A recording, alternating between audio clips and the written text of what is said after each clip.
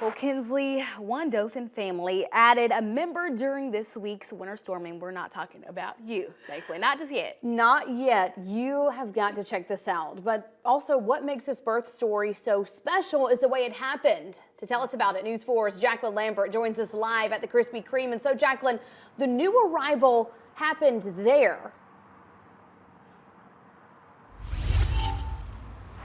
Yes, Kinsley, Dallas Mitchell came in a hurry, refusing to wait until his parents got to the hospital. Instead, this parking lot became a delivery room. Dallas Mitchell had quite the entrance. I feel like Superwoman. On Wednesday, the day after Dothan's historic snowfall, Shania began having contractions.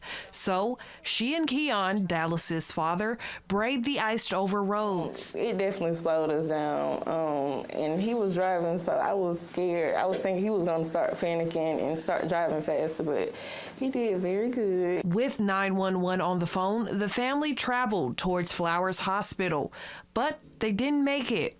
I really don't even know how I stayed, cause I was really scared. I was scared too, but now I feel like I really could be a doctor now.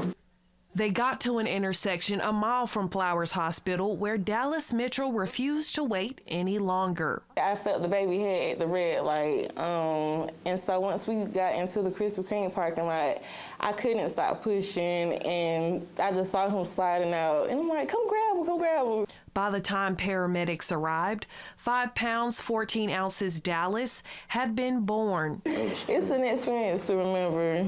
It definitely is.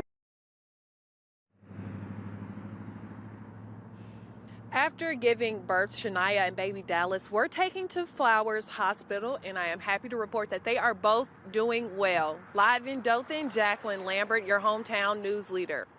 Hey, doing well, looking fantastic. What a trooper to both of them. That's something I'm never going to forget, so I know they won't either. Jacqueline Lambert, thank you. Krispy Kreme was closed for the storm, but after learning what happened, the manager promised free donuts for a year and even offered to host Dallas's first birthday party.